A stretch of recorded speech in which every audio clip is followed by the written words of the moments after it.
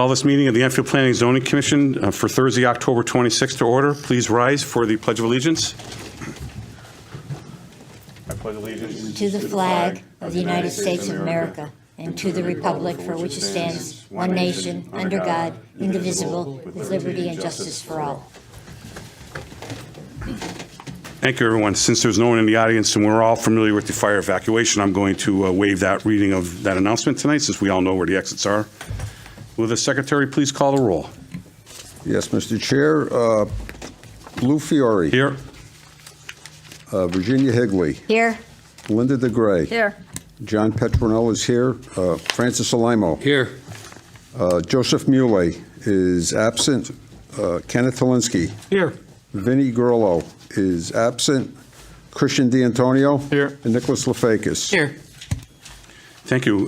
Commissioner Muley won't be joining us tonight, so it is October is Commissioner D'Antonio's month, so you'll be seated as a regular member tonight, and Nick will be the backup if need be. Thank you.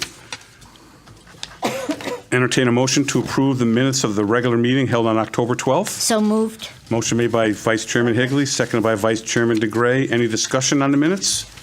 Commissioner D'Antonio. Yes, let me just pull mine up. One was a typo correction. Page 2, fourth paragraph from the bottom, it just says Chairman Fiore and Chairman Alimo. Should be Commissioner Alimo.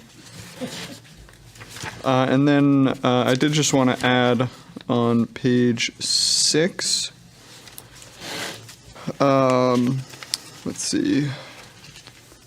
I don't know how to describe. Right before the motion to approve SPR 1922.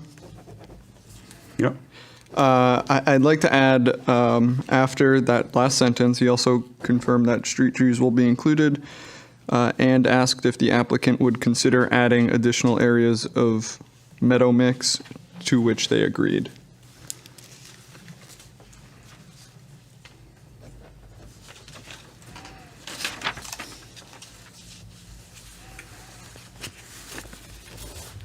So motion made to amend the minutes. Is So there a moved. second? Seconded by Commissioner Higley. All those in favor of accepting the minutes of October 12th as amended, please signify by raising your hands. Aye. Let the record show that was unanimous.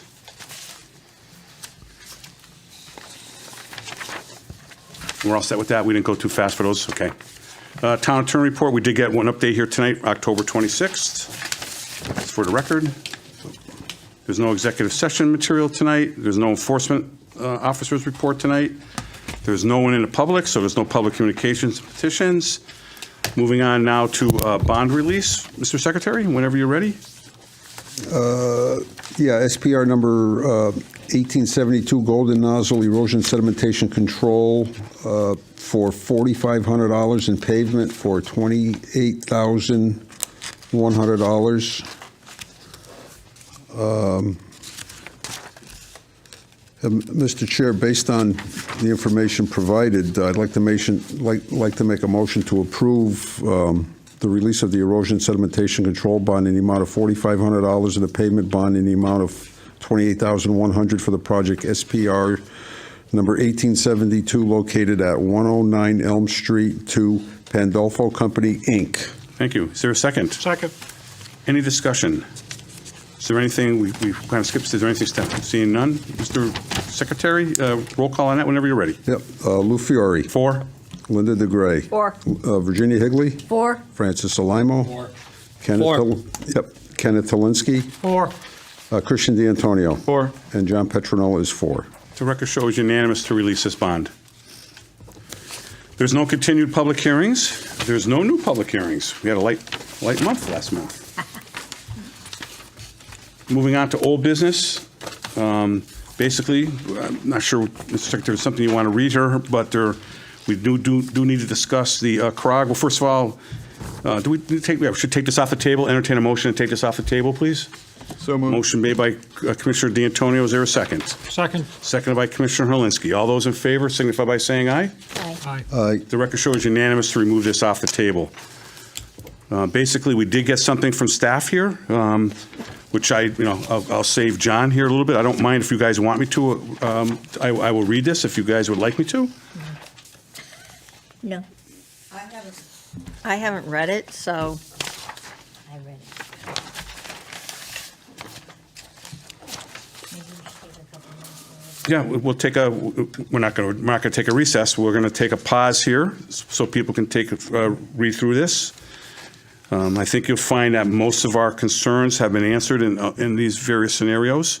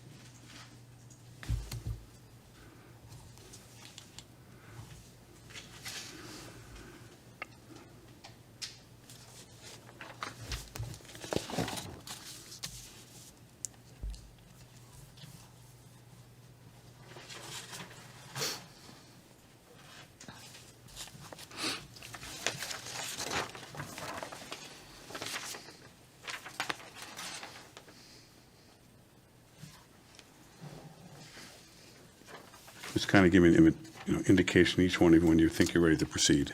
Chris, you're okay? Yeah? Kenny's okay? Ready. Ginny's ready? John's still reading? Linda and Frank are still reading? Sounds good. John's good, so it's just Linda and Frank.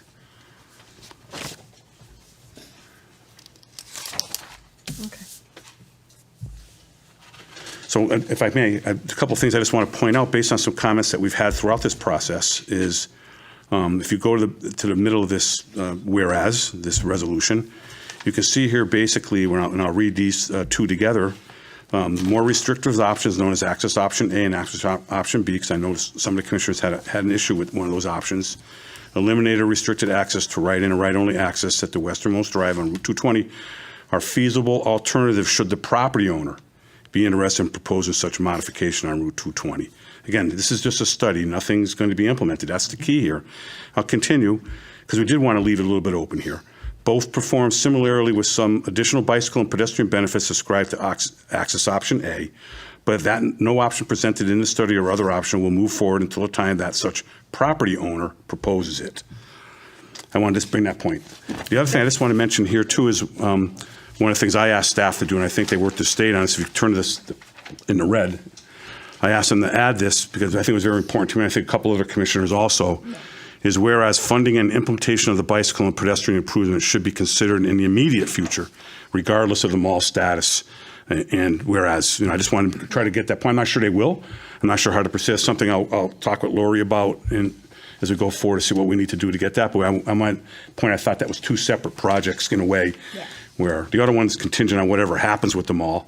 The pedestrian improvements on Elm Street are necessary. So I want to make that point out to everybody. So that was it for my comments. Yep. Just one thing is, I know it's important for the pedestrian because that is huge. We do have a lot of people that are walking.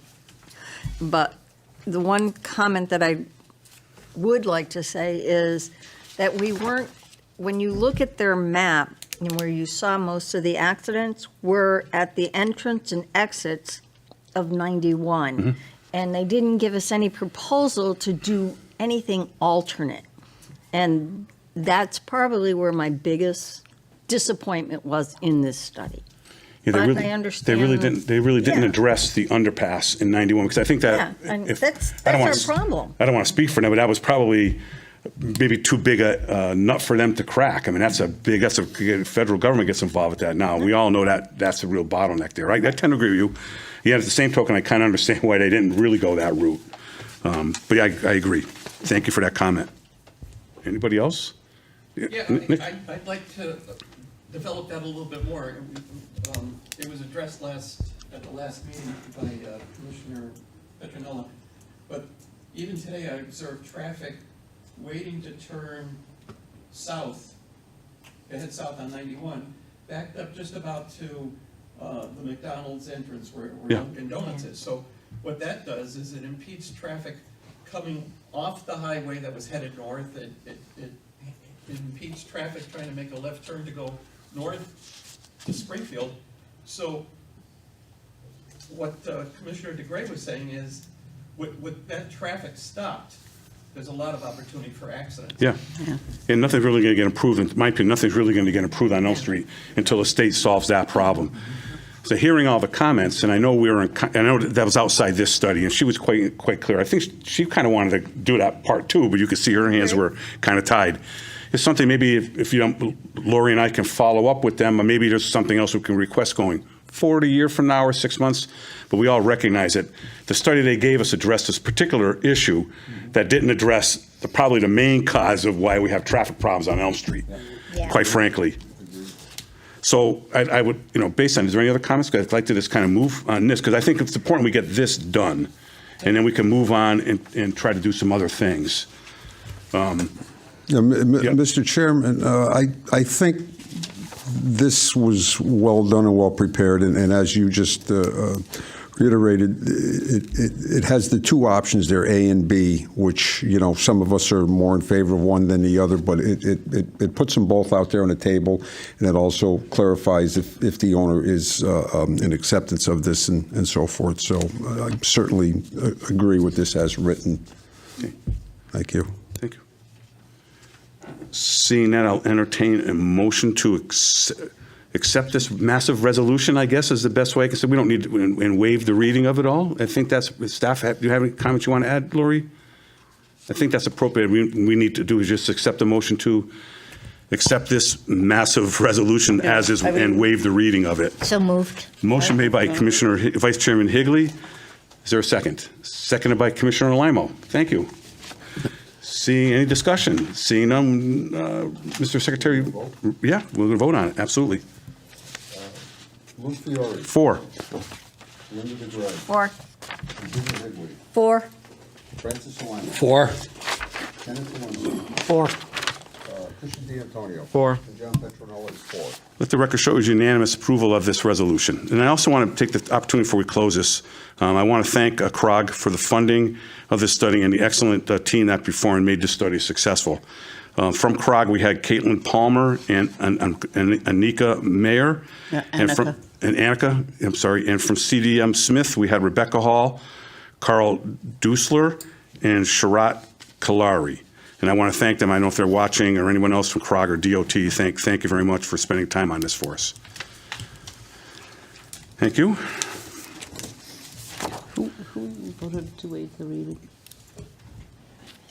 Okay, we all set with this? Who voted to waive the reading? Ginny, I think you did. You made the first motion. Frank did Commissioner Limo seconded it. Okay, thank you. You're welcome. New business, SPR 1923 at 157 South Road is remaining on the table or basically an extension. They were not ready to present tonight, so that hasn't changed. Hopefully we'll get some information from them coming forward to the November 16th meeting, 11/16. Yes. And the same thing with SPR 1924, that you guys at least received some information on that, because you can see there was a various open items on that one. That's Yes. also remaining for November 16th. Now moving on to other business, discussion of extension of filing deadline for special use permits. Great, where did I put it all? So I did do a query, and unfortunately I did not get it out until today, but I got a couple of responses. Ellington in particular said that they don't have any deadline for it to be filed, except for it has to be done before the filing for any permit at all, so building permits. Right. Canton has a 1-year limit. So, the question is does it matter if they file it in 120 days when they're not going to build it for 3 years or something, as far as getting funding and stuff? So these are things to think about. We could keep this on the agenda if you would like. I can report back as I get more Sure. responses. Sure. Yeah, because I think, does that sound reasonable to everybody? I'm looking here, because again, this was something that I think, a majority of the commissioners are, want to work with staff here to try to, if you guys so desire, to increase the time limit at a reasonable amount of time. Yeah. So, yeah, we'll keep it on there until you guys are ready. Yep, no problem. So we should make a motion to table this, I would think, since it is other business. Yeah, yep, entertain a motion to table this item. So moved. Motion made by Commissioner Helinski, seconded by Vice Chairman Higley to table discussion of extending the deadlines for special use permits. All those in favor signify by saying aye. Aye. Let the record show it was unanimous to keep that on the table. Moving now to a discussion on PA 23-142s. Okay. So I sent it to you and I gave it to you this evening. I really did not expect for you to read through it. Just in short, this is a public act that is really regarding affordable and equitable housing, and it's just restricting towns from setting extra requirements on things like family daycares, group child daycare and family daycares or child care homes. So we can't set a special permit requirement for those if they're in the residential zone. We don't, which is nice. So that's probably one change that we're not going to have. But I haven't had time to go all the way through each one of these. I'm going to have to take each item and consider it regarding what is said in our regulations. And as you all know, sometimes our regulations are very piecemeal. You find one sentence in one section and another sentence that's sort of relative in another section. So I will go through with a fine-tooth comb to make sure that we will be meeting these. We just have to have a letter of what our next course of action will be to meet the requirements and by December 1st. So we have to estimate how much time it might take us to do the public hearings for any changes or anything like that. They just want to know what our plan is. So I just kind of did like quick side notes. So, we're looking at family and group child care homes, excuse me, size, access, and storage of recycling containers. We can't limit any of that, and I think we actually do in Thompsonville. So that's something I'll have to look at. Mobile manufactured homes and the sizes. I don't think that we restrict that currently, but I need to double check that. Non-conforming uses and buildings, unless somebody absolutely says, I'm going to abandon this non-conforming use or structure, then they get to keep it, which we've discussed this one before. Yep. We must allow temporary healthcare structures without any extra special use permit or anything like that. We also must allow cottage food in the residential zones. Dwelling unit minimum floor areas cannot be applicable. And some towns had put caps on multifamily units in town, like you can only have 400. We can't do that. We don't do that, so that's a good thing. Parking requirements, the same as the Public Act 2129, which we did not opt out of. Cannot deny any application based on character, income, age, or disability.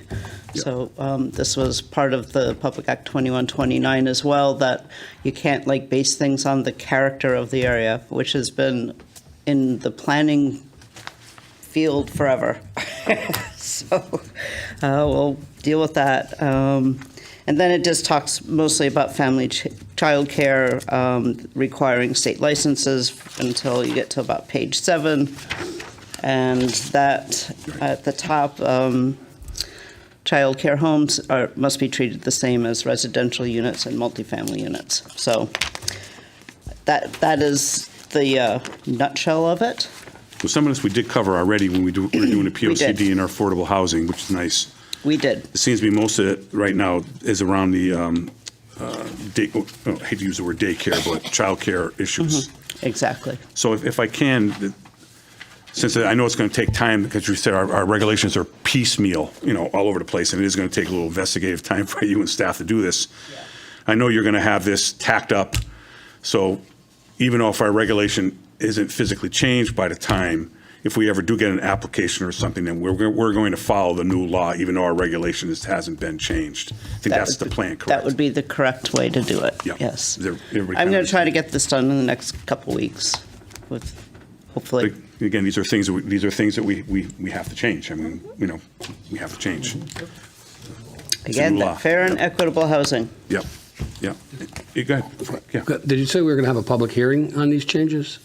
If we have any changes, we will have to because it will be a text amendment. Right. Okay. Yeah, I would like to see a public hearing. When I see a document like this, sometimes it's just a little concerning to me because it seems like the state is taking away local jurisdiction and stepping on our feet a little bit here and taking away some of our authority. And, this could snowball into who knows what somewhere, some down the road. So I think if people are going to be affected by this, adversely in their neighborhood, maybe have a public hearing on some of these things so they understand Well, if we do a what's text going change, on. if we do a text change for any of the regulations, automatically we have to have a This public definitely hearing. is taking away local jurisdiction. Yeah, in some cases, yeah. Absolutely. Yeah. But it's Thank you. also making it easier for other things to exist. But it So- still takes away local jurisdiction, I think. Yeah. Thank you. We're going to talk about another one soon. Here are two coming up next. Any other questions for staff? Everybody kind of got the idea where we're going to go on this? Lori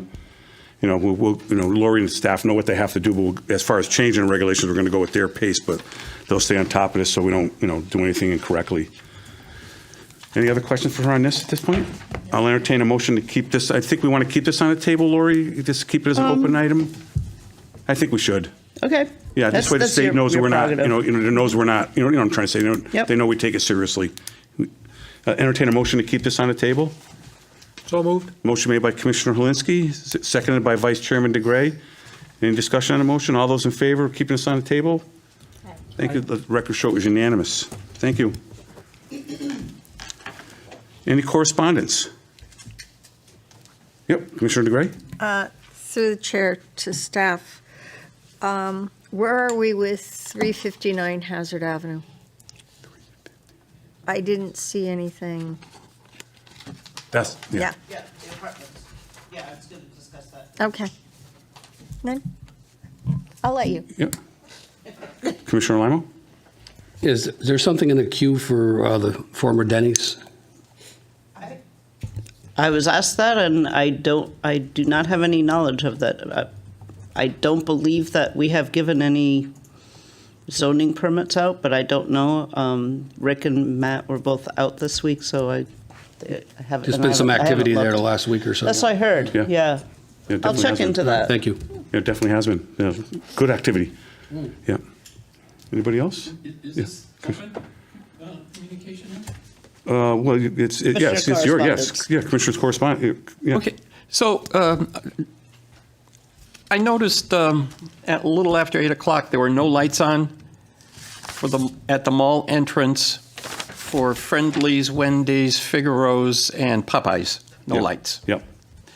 And today when I went by, the automatic little trailer light system was gone.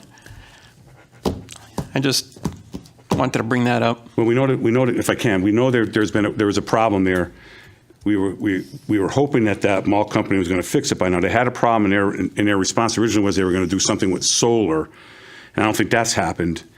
So Lori is taking the note, and unfortunately Rick is out, but that's gone on long enough. You brought this up, and Can I update you? all right, you have Yeah, there is an Yeah. update. So the new solar lights were installed a month ago or 6 weeks ago. They never worked once. Only one light works at the beginning. You'll see it on if you go home tonight. Right at the Elm Street, one light out of all those lights work. They did do the solar, but they never worked.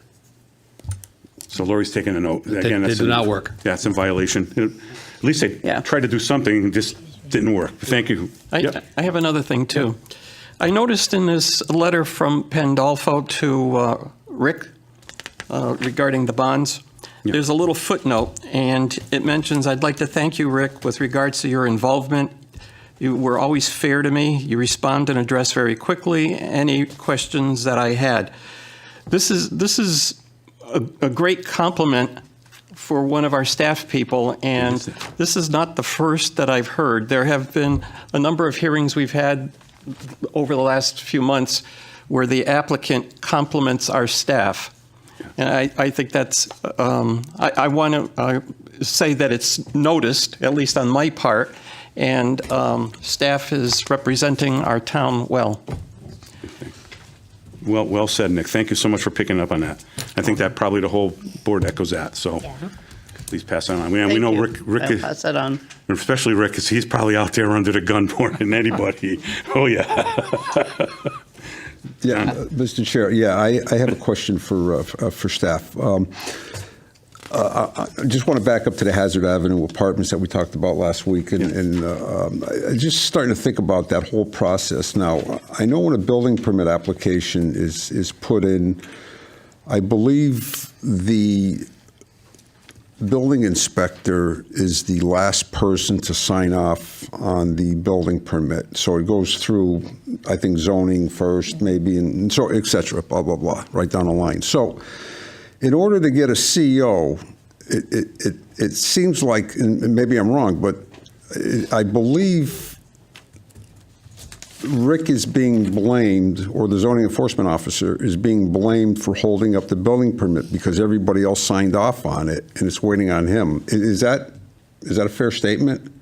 Has the building official signed off on it, the fire marshal, et cetera? They have not signed off as a CO. They've given their blessings, Okay. sort of. I mean, they've, basically, they know that the fire system is working and Yeah. and anybody that might be in the building is safe. Yeah, my thought was is that should the zoning should sign off on the CO first before it even gets to the building department or the fire marshal, as the other ways. Not to put the zoning under the gun like that and coming before us. It might help things a little bit easier, and then it won't even get to the building department. Now, I don't know if the building department has inspected it for the CO, but they just won't sign off on it. But They're not going to sign off on the CO until we do. And since you're talking about it, I'll just bring it up. So Rick and I did go out there. We walked into the two offices. There was a lot of mold. They had the air purifiers on, and nothing had been painted. The walls were still not painted. The floor was still bare. And as we're sitting there, the gentleman who was representing them as a realtor came in and said, "I believe we have a renter for both of these units." And we're like, "Great. So what are you going to do?" And they're like, "We're going to paint, and we're going to finish the floor. We're going to paint the walls, and we're going to put in some electrical outlets." And it's like, that's all we've been asking for. So from day one. So supposedly they were going to get, I think by November 30th, a lease signed. So we said, as soon as we see that and we see the walls painted and the floor and that, we will sign off on the CO.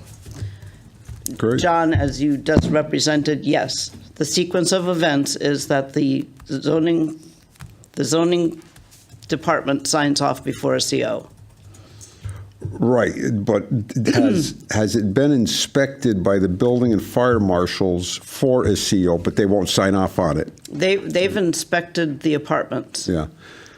I guess what I'm trying to say is they shouldn't even go out there and inspect it unless the previous zoning and whoever else has signed off on it until it comes to them, because I guess what I'm getting at is because they go out there and look at it and they inspect it and they're telling the owner or the contractor, yeah, this is all set to go from our aspect, that's their green light to proceed. But they're not officially signing off on it. So It's not my department. yeah, well, So we just do what we wondering can. If there's something else that can be done rather than making Rick the bad guy. No, I know. I think they're just trying to get their work done as fast as they can because they are overworked as well. Yeah. They have a lot of permits. Yeah. So All right. Well, thank you. Yep. Thank you for that. Linda? Just concern. and I don't know if you have this answer yet, how does our town attorney feel as, should we notify the tenants that they don't have a CO? I'm just concerned that, I don't want anything to happen, but we can never say it can't happen. And then these people are out of luck because their renter's insurance says, oh, you didn't have a CO, I don't have to pay you anything. So I don't know if the town attorney is, We have not involved the town attorney at this point. okay, thank you. I do need to mention, this is not the only building that has occupants in Oh, I it that know. doesn't have a CO. I worry about This might be the only one that has actually tenants. The other ones might be more business orientated, but there's a few others that are definitely on, Well aware of the other ones. they're and- definitely on a list that I talk about with staff on a Yeah. weekly basis, so, And I worry about them also. yeah. We're trying to get it done as fast as we can, and that's going to be up to the owner. Yeah, Yeah. thank you. It's a good point, though. Good point for the record. Thank you. Anything else? Okay, Commissioners' correspondence. I have something I wanted to take 2 minutes to read, only because I usually don't do this, but I think there's been a lot of confusion, so I put something actually together here. And Lori, if please listen along with me, because if I have something wrong here, I do want you to intercede and say, Mr. Chairman, you have this wrong. So let me start. Only because there's been a lot of confusion and a lot of conversation about solar farms, especially not just in our town, but even our neighboring town. There was a big controversy about it. So there's a lot of misinformation going out there in Enfield. I'm not a social media person, but I do have people that fill me in. And so I want to take 2 minutes. I put something together here that I hopefully will pass on information to the residents of the town of Enfield. And if I have something wrong, please intercede. So let me start. Recently it has come to my attention that there's a lot of confusion and questions concerning solar panel farms here in Enfield. So I want to take this opportunity to pass on a proper update. Currently, we have 2 solar farms that are operational. One on Broadbrook Road, the old, what I would say, Jarmark Strawberry Patch area, generally speaking, and one in the old sand gravel pit area in Potter Hollow Basin. We have another one that is under construction on North Road, the old golf driving range. We have 2 more that have been approved by the State Siting Council, one on the prison property, somewhere on the prison property, I don't think they've started that yet, and another one behind the Raffia Road stores and the gas station on Raffia Road. In addition, we now have another one seeking state approval. It would be in the area of the intersection approximately of the Abbey Road and Town Farm Road area. It should be noted that when operational, local taxes are paid on the solar equipment, and they do generate clean and efficient power for our New England power grid. I want to mention to everyone that approval of these types of facilities that generate more than 1 megawatt of power are totally controlled by the State Siting Council. Any town agency and commission, such as the Planning and Zoning, Inland Wetlands, and even the Town Council, only have review and comment authority.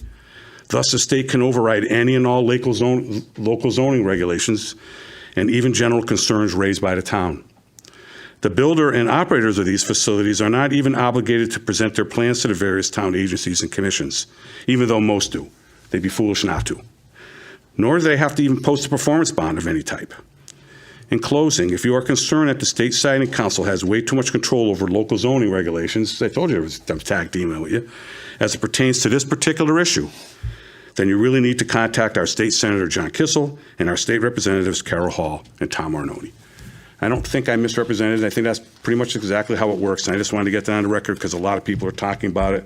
The stuff going on in East Windsor brought some attention here to Enfield, and that's pretty much where we are with solar panels. So thank you for indulging me there. I wanted to take the opportunity to get the information out there. Director of Planning report. Okay, so I just discussed 359 Hazard.